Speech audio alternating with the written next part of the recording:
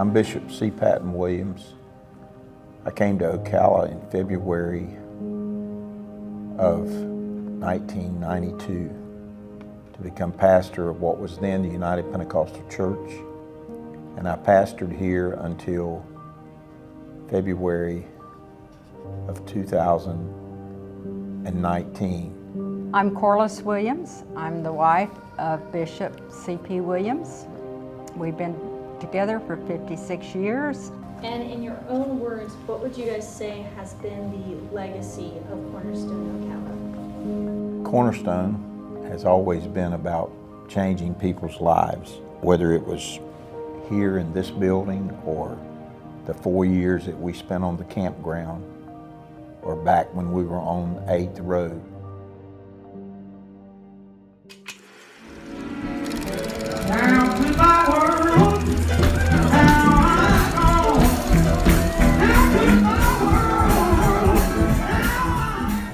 We had dynamic services on 8th Road. Even though it was a small building, we had a group of people that loved to worship. The things that I remember about our time on 8th Road was the fact that everything was very simplistic. We didn't have any of the technology that we have today. I do remember quite a bit that the pews were made out of plywood, and each set of pews had about 5 or 6 of the funeral home fans. There were the Pentecostal praise hymnals. There were like 4 or 5 of those on each pew, so everybody knew what song, what page, what song, and it was different. It was different. I remember we had an overhead projector, and someone had to sit there and flip the slides when you would sing a song. Brother Larry Wells' daddy was the song leader.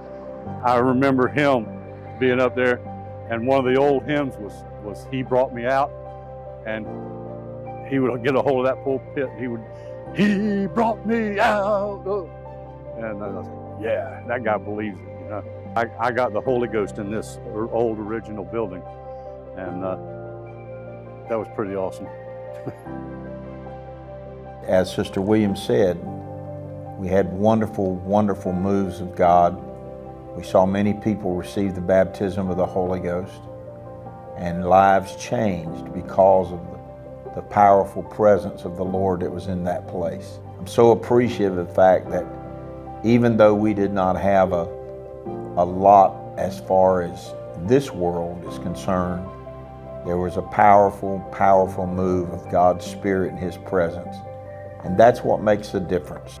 The building on 8th Avenue would only seat 200 people. And at that point in time, we were running a little over that. And probably an even more situation that was a problem was the fact that we had very limited parking. We grew and we grew. We added on this whole extra sanctuary and grew, and we decided, well, we need to build again. And so there came a time that we felt like that these two needs caused us that we need to look around. Our goal was to build a new church, but at that point we did not have property. And obviously you can't build a church overnight. And so a wonderful place to go in the interim was to go to the campground.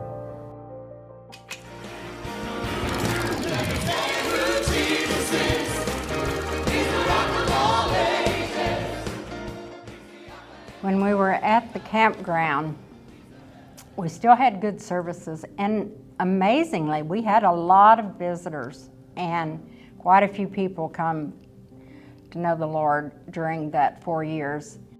This was a very humble beginnings for us back 18, 19 years ago. But being in here now brings back a lot of memories, good memories of when we start attending the church here. The services here, we were, of course, we were a lot younger, and there were times we still had the Pentecostal services and everything, and The children also had their place of worship. The best of my recollection, it was a very simple service, if I can use that term. It was just a down-home type of services, but the Lord was moving in those simple services as well. The same God that was here, it's the same God that we experience at Cornerstone as well.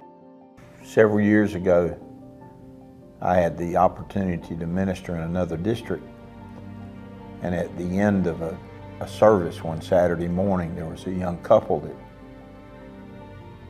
came up to me, and the young lady asked me if it would be all right if she told me a story, and I said, well, yes, I would love to hear your story. She proceeded to tell me that her parents were separated and her mother moved her and her sister to a trailer park that just happened to be right across the street from the campground. And she told me how that people from our church every Saturday would knock on their door and invite them to come to church. Her mother had no interest in coming, didn't want anything at all to do with it. One Sunday morning, she walked across the street by herself and she went to Sunday school for the first time at the United Pentecostal Church of Ocala. She told me how the Sunday school director and the teachers were so kind and so nice to her, and it made her want to come back. Shortly after that, her mother moved them away to another state, but something had been planted in her heart, and she went and found a United Pentecostal Church, began to serve God, and the reason that her and her husband were at this meeting on the day that I was there was that they were newly appointed missionaries and were getting ready to go to the mission field. And so even though a church was in a temporary location that maybe didn't have everything that we thought we needed to have, God was still moving and God was still doing marvelous and wonderful things.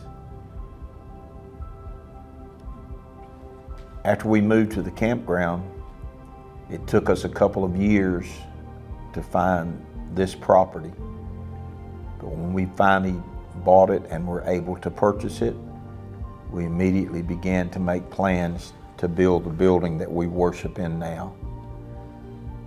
There were some setbacks along the way, but as I look back on all of that, I see that it was God who was directing our timing so that everything worked out exactly the way that it was supposed to be.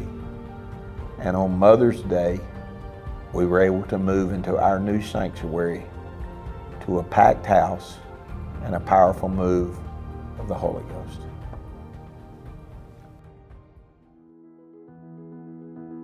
The direction that we're going as a church is going to make a huge impact on this community in the city of Ocala. It humbles me to know the kindness of God and how He takes care of our families. It's a humbling thing. He got a hold of my dad and mom, got a hold of me, got a hold of my boys, and I thank Him for His mercy.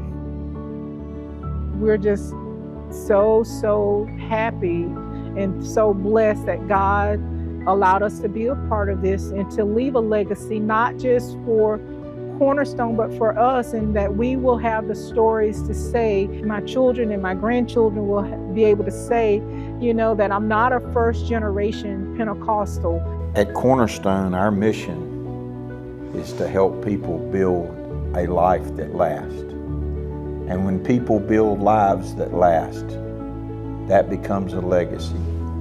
And I believe that the legacy of Cornerstone will be all of the tremendous lives that have been changed through the ministry of this great church under the leadership of Pastor and Sister Aaron Sizemore.